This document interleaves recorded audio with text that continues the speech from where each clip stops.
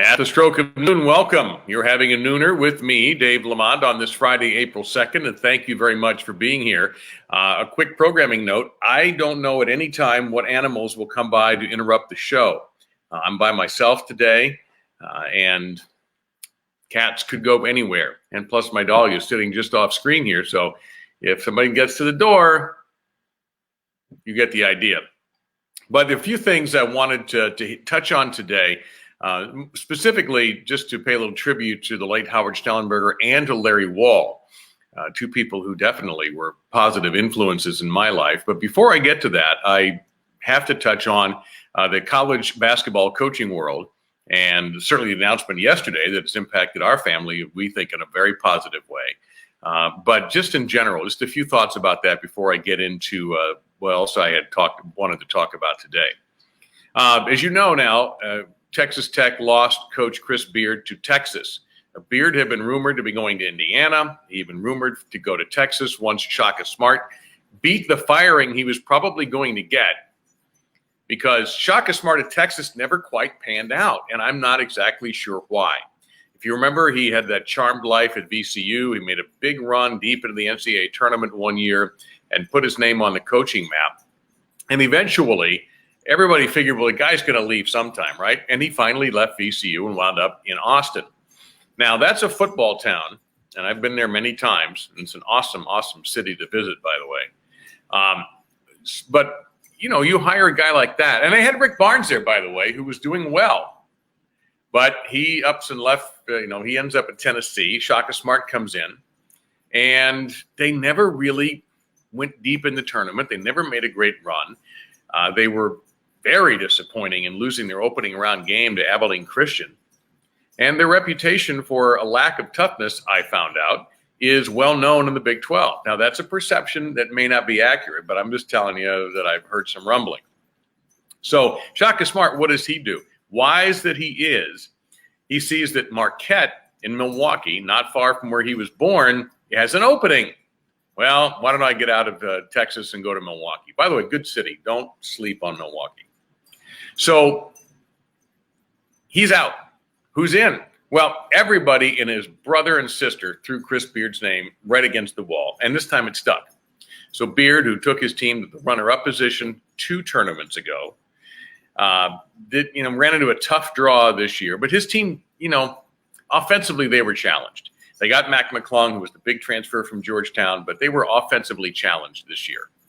They need, Texas Tech to be good next year has got to have better offense. Beard's a defensive guy, but he needed offense this year and he didn't have it. So that's why they were sort of good, but not great. There are a lot of teams in the tournament like that this year.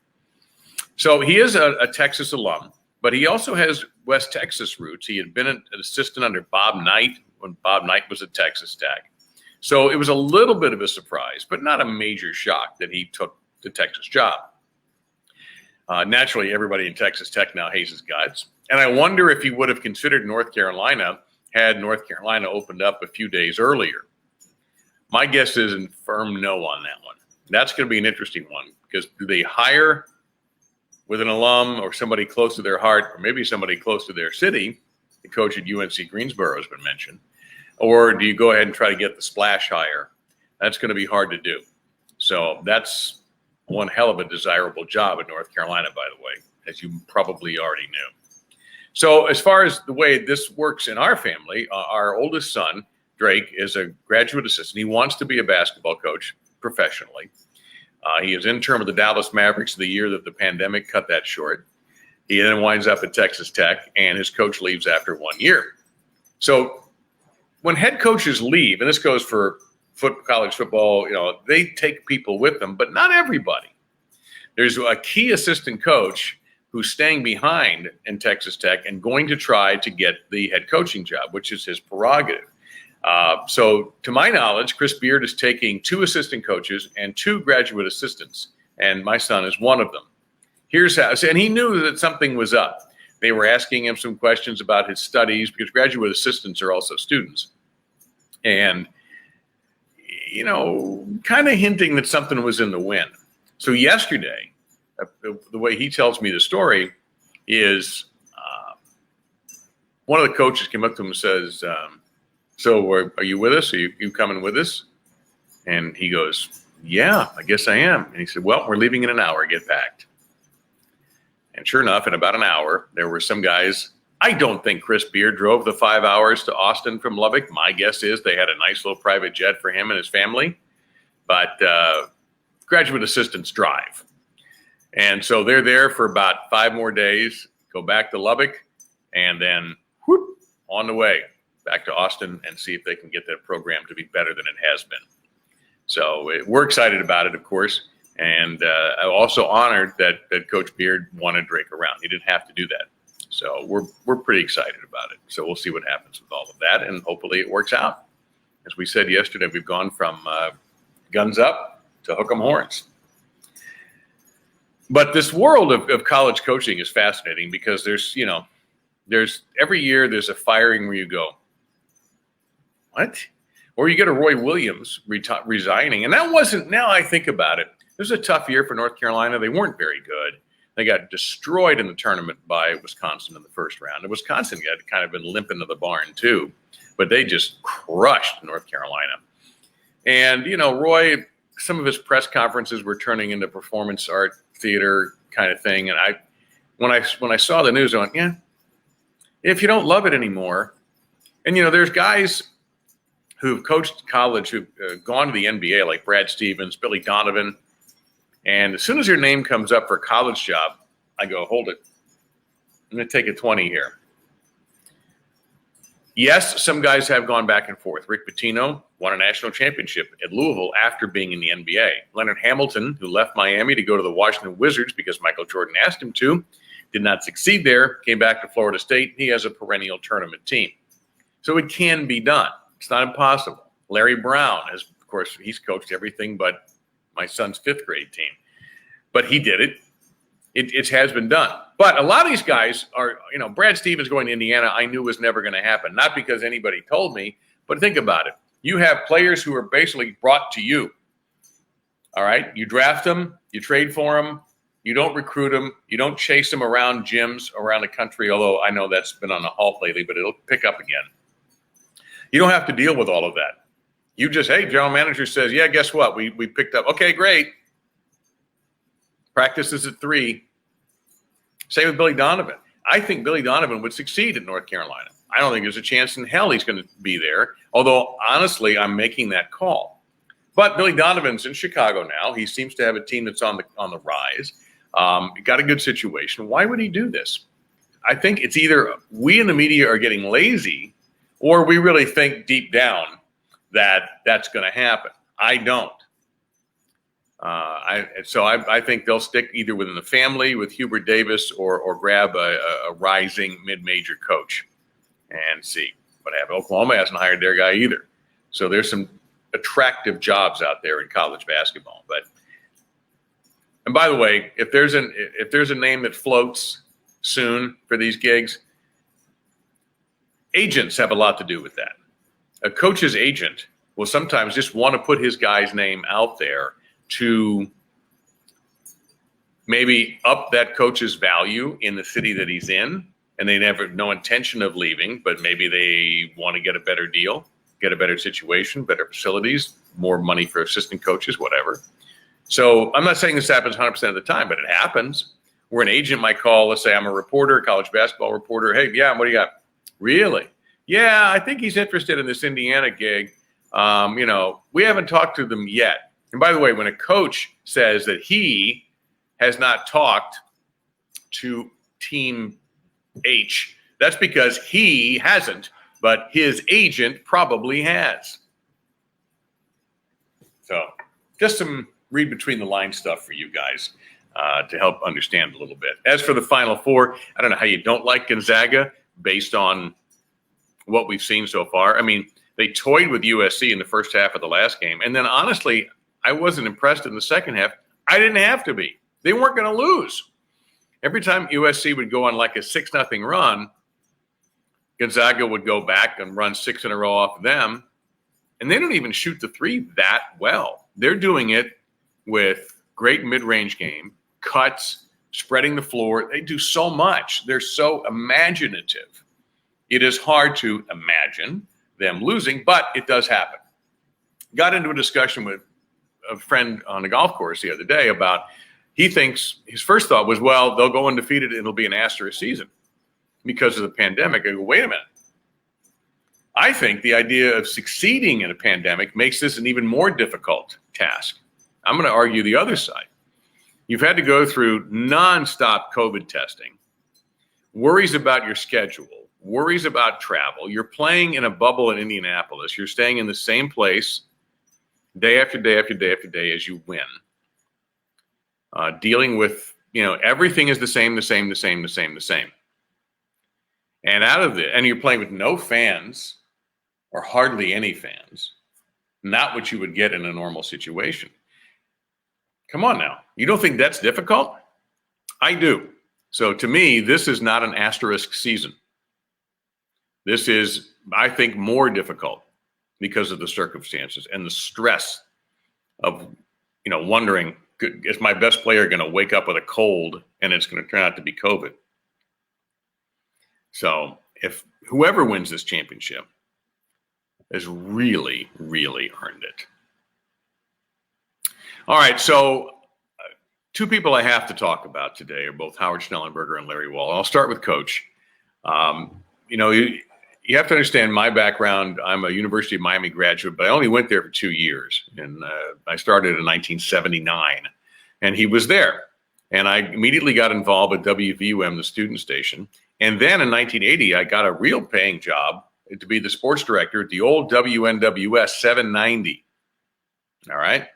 I'm still going to college, and I'm commuting because my dad and my mom couldn't afford to put me in a dorm at UM. So I was commuting from Wilton Manors, which is a vastly different city today and much better, much more interesting to say the least than it was when I was there, when it was essentially for the elderly, shall we say. Let me put it to you this way. We lived in a condo complex called Manor Grove Village. And the joke was it was actually should have been named Manor Grave Village. Not my material. Anyway,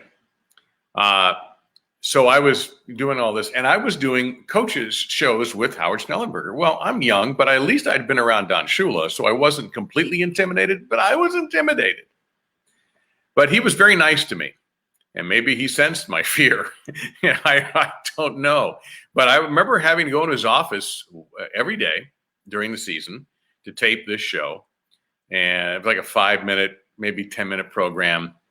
Yeah, and local radio, you could screw around with the formats in those days. So if it ran a little long, so what? It wasn't a full-on coach's show like they do today, where you go to a restaurant and the coach is drinking a beer, but he hides it in a paper cup so you don't see it. That kind of thing. And I liked him, and he, in my 1980 year, my 81 WNWS time, I was their sideline reporter and host.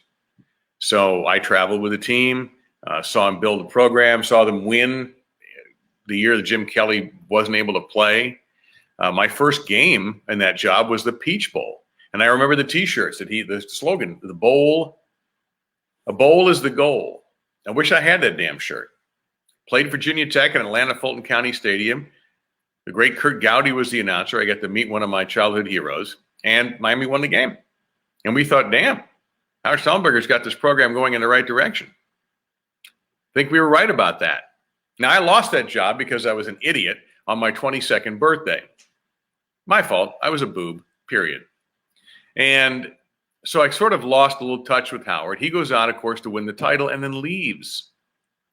And this was the first example, really the second example, of him being the great risk taker. Maybe the third example, because you go all the way back to when he left a secure position with the Dolphins to take on the Colts when they were terrible, and to work for a lunatic alcoholic owner in Bob Irsay, who fired him because Howard wouldn't play a young quarterback named Burt Jones because he knew Burt Jones would get killed.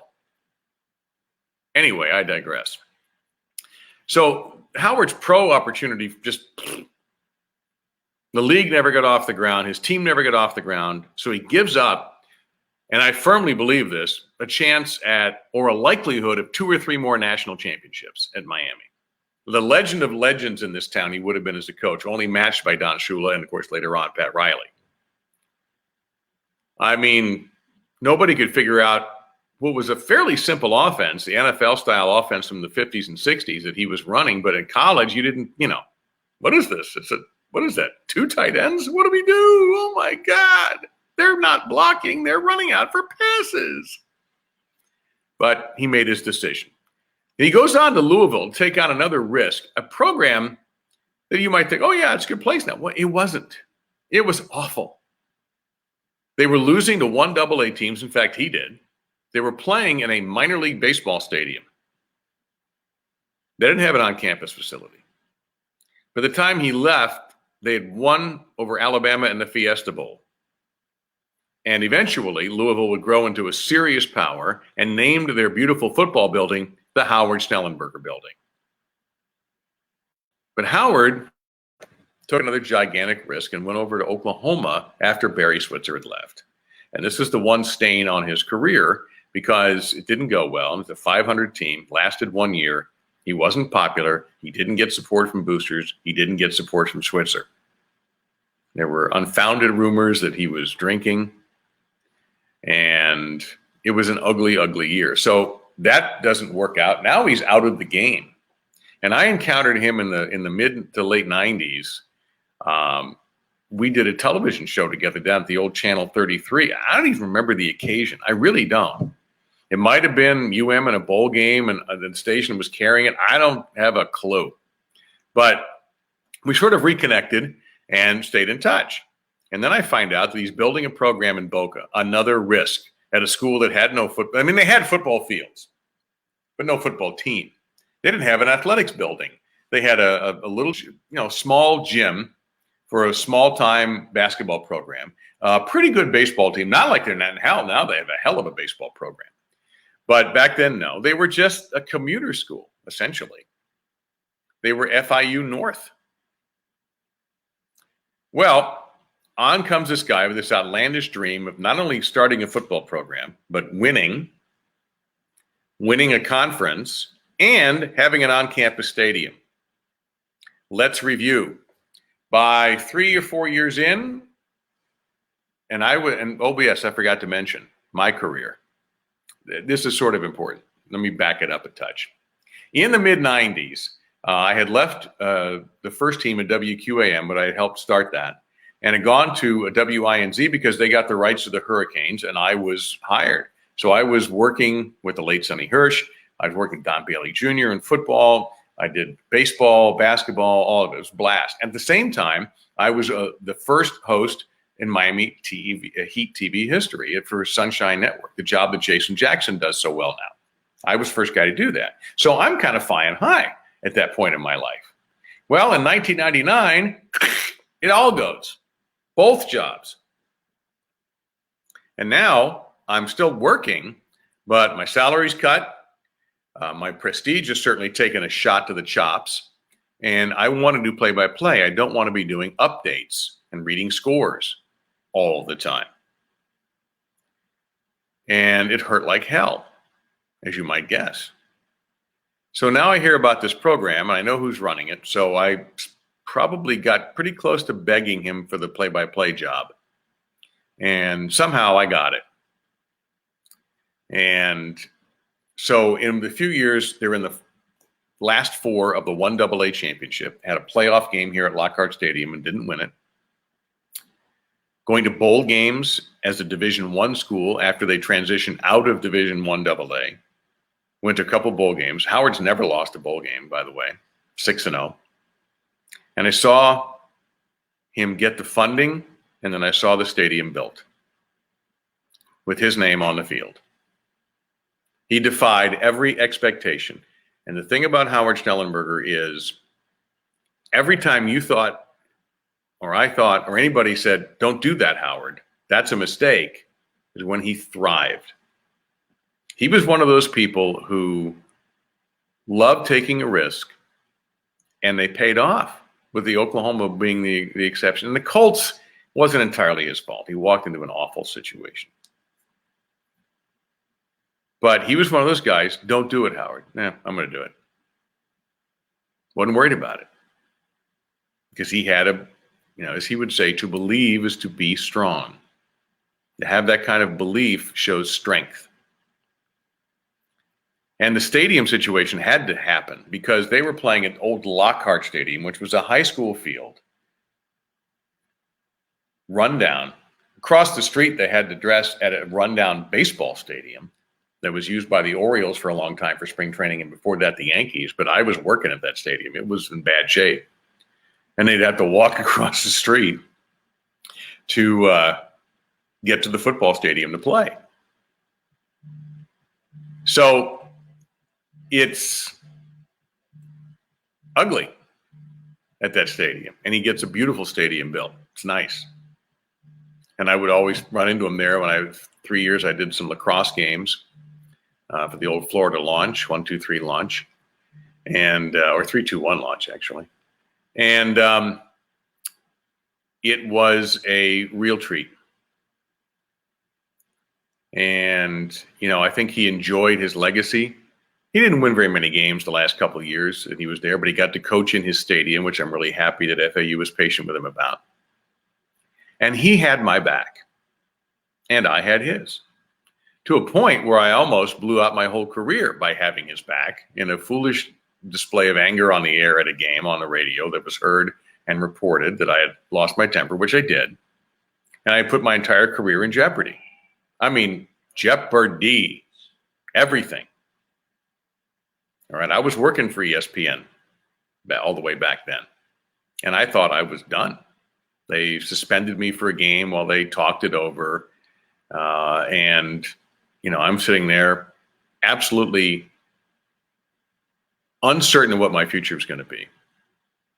And I still had one more Owls game to do, too. And I was going to do an on-air apology. It was the FIU game, the Shula Bowl. And on a Friday, and I will die with this in my brain. On a Friday, I think it was exactly 12 o'clock, my phone rings. Hell, it might have been a BlackBerry at that point. And he doesn't have to say, by the way, it's Howard or it's Coach. He just has to speak. And if you know the distinctive voice of his, and he says, I want to thank you for sticking up for our football team.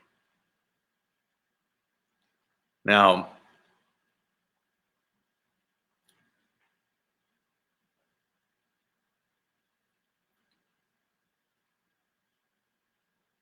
he didn't have to say that, but he did, because that's the kind of person that he was. And those words and the conversation we had for a few minutes afterwards have stuck with me forever. It meant a lot to me because I was hurting. And he didn't know that. Nobody called him and said, hey, why don't you give Dave a call? He just did it. I hadn't spoken to him. And those words really gave me a lift that I don't know, not even my family could have given me at that time. Now, things worked out. I didn't lose any jobs. And I continued until it got to a point where I had to make a decision between FAU and ESPN, and I went with ESPN. And so Ken Levicka has stepped in since then and done a wonderful job. But that's the essence of Howard Schnellenberger, was loyalty, which is hugely important to me. And this was just another reinforcement of that loyalty and how much loyalty means. And it just made me proud to be affiliated with him again, to have been affiliated with him when I tell that story. And I've never told that story publicly. And it just says what kind of man he was. And that's what I will always remember, is that story. So, rest in peace, Coach. Know that I loved you, and you'll be sorely missed. And by the way, for God's sakes, put him in the frickin' Hall of Fame in college football, would you please? This whole thing about not winning 60% of his games, the man deliberately sacrificed wins and losses to build 3 programs. Now, Miami, he had a few pieces that he inherited, yes, but he did the rest. No Howard, maybe no Jimmy Johnson, maybe no Dennis Erickson, maybe no Butch Davis, Larry Coker, maybe no national championships at all. Louisville wouldn't be where they are without him. And FAU wouldn't be anything without him. Maybe they follow FIU's lead eventually and build a football program, but not with the cachet or the credibility of Howard Schnellenberger. No way. No way. And that's nothing against FIU. And Butch Davis is down there. And listen, I adore Butch. But none of this happens without Howard. And, maybe some of my career doesn't happen without, not maybe. There's no question. Some of my career doesn't happen without Howard. So my best is always to Beverly and to his family. Now, unfortunately, about a month ago, a gentleman named Wahl also passed away. And if that name doesn't, well, I know for some people that name rings a bell, believe me. A lot of people that I know. A lot of you didn't know Larry. He was not on the air. He was not a famous coach. He was a master at public relations and marketing.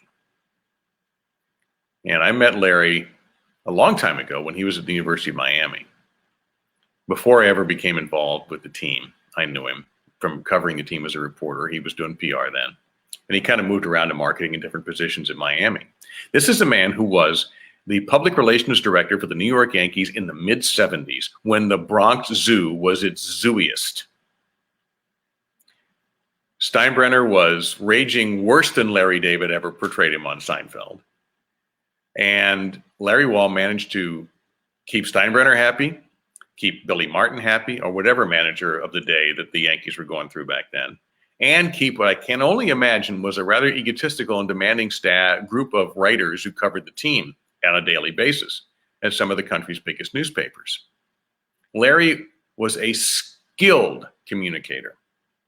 He comes down to Miami eventually and ends up, and for lack of a better word, let me start, not use the word, mentored a stable of young, eager, talented people, all friends of mine, I think.